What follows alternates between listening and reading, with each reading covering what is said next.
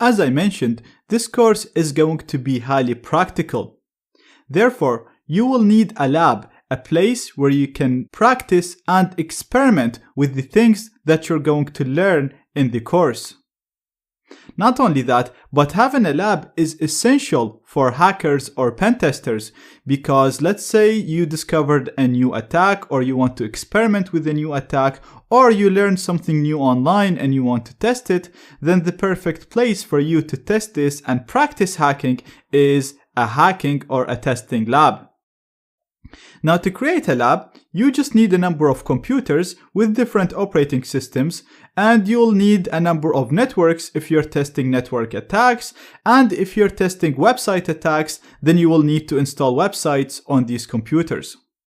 Or you can do all of this inside your computer, inside one machine, and install everything else as virtual machines. And this is what we're going to do. So let's say you have your computer right here. This is your main computer that you use every day to check your emails or even to watch this course. This computer might be running Windows, OS X or Linux. It doesn't really matter. It can run any operating system. You can keep all the programs that you love and like, and install a virtualization software such as VirtualBox.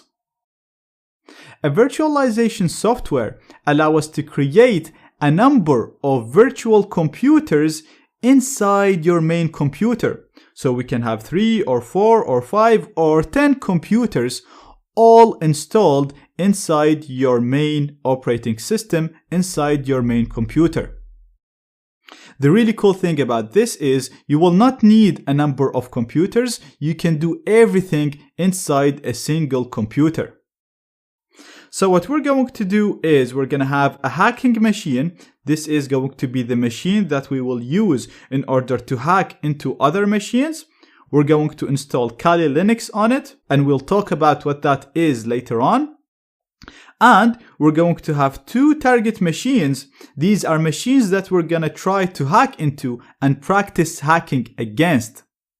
One of them is going to be running Windows, and the other one is going to be running an operating system called Metasploitable, and we will talk about that once we get to it.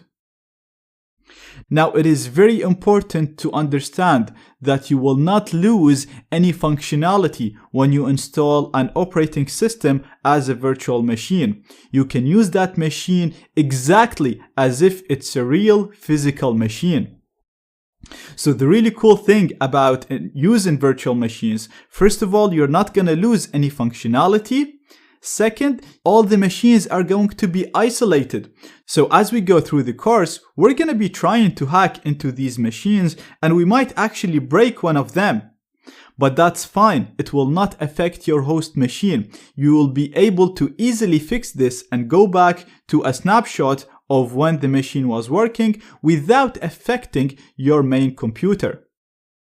The other cool thing is that you'll be able to have a number of different versions of each of these machines, and you'll be able to change the configuration easily, change the network settings, or switch between different states of these machines, and so on. So, by using virtualization, you will not lose any functionality, but you will gain so many cool features. And the main thing to keep in mind is your host machine, your main computer, will never be affected. It's completely isolated. And if we break any of these machines, nothing will happen to your precious computer that you use every day. And this way, you can always use your host machine for daily use, for checking emails, watching the videos, doing whatever you do normally, and then use your virtual machines for hacking and practicing the attacks. And this is what I actually do. So you can see I have my host machine running OS X, and I never use this for hacking. But right here I have VirtualBox, and as you can see I have a number of operating systems installed on it, and I can literally start any of them by selecting the one I want and just click on start. Now don't worry about this, I will show you how to install these virtual machines as we go through the course. But what you need to do right now is download and install VirtualBox, this program. So you can download it from this page. I'm going to include its link in the resources. And like I said, you can install VirtualBox on Windows, OS X, or Linux, so it supports all operating systems. Just pick your operating system from here, download the relevant installer, and install it.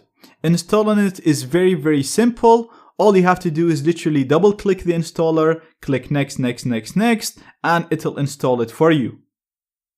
Once you start it, you'll see a program similar to this, but you will not have any virtual machines here, so it will be empty. And I will show you how to install all of these machines as we go through the course. One more thing to do as soon as you install VirtualBox is to download and install the extension pack. This will give you better compatibility and it'll allow you to use USB devices on the virtual machines. So you'll be able to use a USB mouse, USB keyboard, and USB wireless adapters.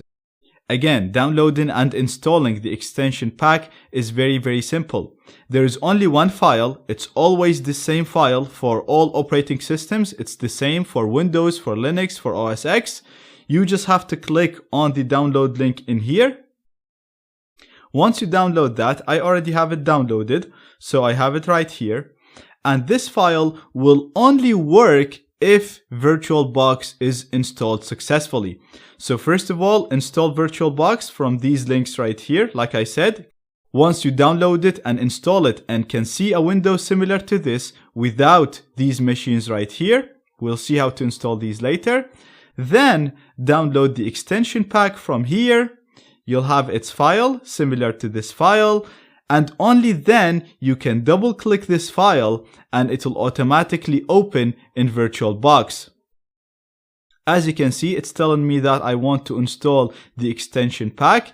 It's giving me the version, which is the same version as the version of the VirtualBox that I downloaded. It has to be the same version, otherwise it will not work. I'm going to click on install. We're going to agree to this license. I'm going to put my password. And as you can see, it's telling us that the extension pack is installed successfully. So now we can go ahead and install virtual machines in VirtualBox.